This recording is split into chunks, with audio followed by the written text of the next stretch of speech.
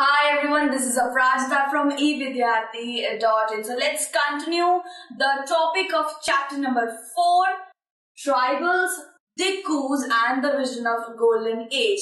So हमारा topic क्या है? How did tribal groups live? अब जैसे मैंने बताया ये पूरा चैप्टर आदिवासियों पे यानी कि ट्राइबल ग्रुप जो फॉरेस्ट पे रहते हैं, फॉरेस्ट में रहते हैं, उनके बारे में पूरा ये चैप्टर है। बहुत इंटरेस्टिंग चैप्टर है। वो क्या कैसे रहते थे, वो क्या क्या चीजों को इम्प्लीमेंट करते थे, क्या क्या चीजों के साथ अपना सर्वाइवल करते थे। ठीक है, तो समवेयर झूम कल्टीवेटर्स,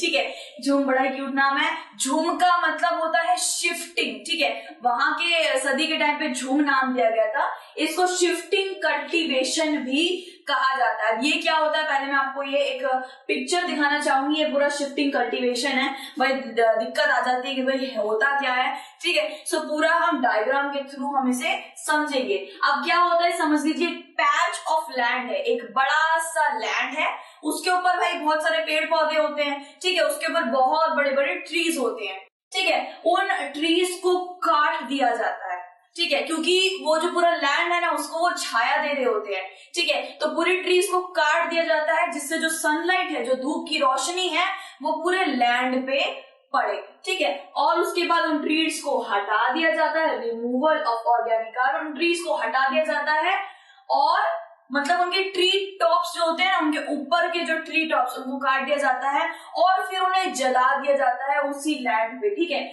उसी लैंड पे जला दिया जाता है। जलाने के बाद भाई थोड़ा लैंड को ठंडा होने देते हैं और फिर बन जाती है राख, ठीक है। आपको पता है भाई वुड से अगर आप लकड़ी जलाएंगे तो राख ही बनेगी ना। सो राख बन जाती है और वो राख को कहते हैं पोटैश, ठीक है। अब पोटैश क्या होता है? पोटैश एक मिनरल होता है जो सॉइल होती है ना, मिट्टी, उसको फर्टाइल करता है, उसको उपजाऊ बनाता है। एक तरीके का फर्टिलाइजर था पहले के टाइम में। भाई भारतीय जो जितने भी थे ना, जो पहले के टाइम पे कल्टीवेशन करा करते थे, बहुत ही ज्यादा दिलचस्प होती है ना। बहुत अलग अलग तरीके की कल्टीवेशनल उनका ट्रेडिशनल फार्मिंग होता था, बहुत दिलचस्प होता था।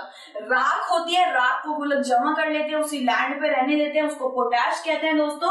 और उसके बाद वो पोटैश फर्टिलाइजर का काम करता है एंड उससे क्या, उससे धीरे धीरे छोटे छोटे फूल उगने लग जाते हैं, छोटे छोटे खेत के फूल उगने लग जाते हैं। आपको जो भी खेती वेती करनी है, समझ लीजिए मुझे सरसों की खेती करनी है, फिर क्या होता है, वो सरसों के जो दाने होते हैं ना वो ऐसे बिखेर देते हैं, ठीक है। कोई भी जोतते नहीं है, मतलब कि प्लाउइंग नहीं करते हैं, उसको खोदते नहीं है, सिर्फ ऐसे करके ब्रॉडकास्ट कर देते हैं सीड्स को, यानी कि फैला देते हैं सीड्स को।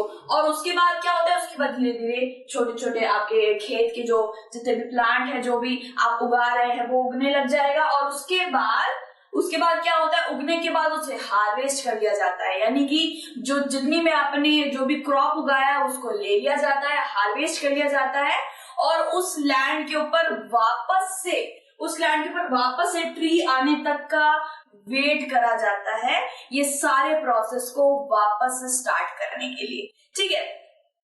जब तक वो ट्री आ रहा होता है, ट्री आने में भाई वो पूरा लैंड पूरा खेत से भरने में भाई टाइम लगेगा, वो फूल पेड़ पौधों से भरने में, वेजिटेशन आने में टाइम लगेगा। तब तक वो क्या करते हैं, वो दूसरे पैच ऑफ लैंड में बढ़ते हैं और वहां भी ये सारा सेम प्रोसेस करते हैं। एक छोटा सा टिप मैं आपको समझा देती हूँ। पेड़ उगे हुए हैं, पेड़ को काटा गया, उन पेड़ काटे गए जो पेड़ है उनको जला दिया गया, जलाई हुई राख को लैंड पे रखा गया और वो लैंड के ऊपर जो राख है उसको पोटैश कहा जाता है, जो सॉइल को फर्टाइल कर रहा था, उसके ऊपर सीड्स डाल दी गई और फिर आपकी खेती हो गई। और खेती हो जाने के बाद जब तक पेड़ नहीं उगता तब तक किसी और पैच ऑफ लैंड पे काम करा गया, ठीक है। बहुत ही इजी सा प्रोसेस है ये, ठीक है। उसके बाद ये शिफ्टिंग कल्टीवेशन बेसिकली कहाँ होता था, ये होता था नॉर्थन ईस्टर्न रेंज जो होती है, वहां पे भाई बहुत पहाड़ है, बहुत हिली टोपोग्राफी है, बहुत सारे जंगल वंगल है। बेसिकली आपको ये याद रखना है कि शिफ्टिंग कल्टीवेशन सिर्फ और सिर्फ जंगलों में की जा सकती है और हिली टोपोग्राफी यानी कि जो खड़बड़ी टोपोग्राफी होती है ना, उसमें करी जा सकती है, ठीक है। जो cultivation कटेड tree tops on a patch of land with vegetations burned and it turned to potash that makes the soil fertile and do the same with next patch, ठीक है, जैसे मैंने आपको बता दिया। उसके बाद आता है प्रैक्टिस ऑन हिली forested tracts of north eastern and central India. North eastern and central India के जितने प्लेट्यू होते हैं, जितने भी मतलब लैंड होते हैं, उन पर करा जाता है, ठीक है। एंड सर्वाइव्स ऑन झूम, ठीक है। इसका मेन मतलब ये हुआ कि जितने भी आदिवासी लोग थे ना, वो लोग, उनकी जो गुजर बसर, उनका जो वो जो अपना पेट चलाते थे, वो सिर्फ और सिर्फ जंगलों से चलता था। यानी कि जंगल से वो खाए, जैसे हम होते हैं शहर के लोग हैं, समझ लीजिए। हम जाएंगे, बाहर निकलेंगे, भाई इतनी सारी दुकानें हैं, मार्केट है, मेडिकल स्टोर है, जाएंगे, पैसे देंगे और ले लेंगे, ठीक है। उनका ऐसा नहीं होता था। उनका जो मेडिकेशन होता था एंड खाने की चीजें होती थी, घर बनाना, सब कुछ वो जंगलों से लेते थे। वुड से बन जा रहा है घर, और मेडिकेशन हर्ब से मिल जा रही है, और खाना जितना भी है वो वेजिटेबल्स जो उगाते थे, शिफ्टिंग कल्टीवेशंस में क्रॉप भी उगाया करते थे। सो जितना भी सर्वाइवल था उनका, भाई जंगलों के ऊपर ही वो सर्वाइव करते थे, ये आपको ध्यान रखना है। और ब्रिटिशर्स आए थे और उसी उनके सर्वाइवर्स पे उन्होंने धावे बोल दिए थे भाई, और उन्हें बहुत दिक्कत हुई थी आगे जाके। धीरे धीरे करके सारे टॉपिक्स में वो दिक्कतें भी जानेंगे और उसका समाधान भी देखेंगे, ठीक है। So how did tribal group somewhere झूम कल्टीवेटर्स, यानी कि शिफ्टिंग कल्टीवेटर्स, ये हमारा पूरा टॉपिक क्लियर हो चुका है। बाकी के टॉपिक हम नेक्स्ट वीडियो में कंप्लीट करेंगे। Till then take care, bye bye.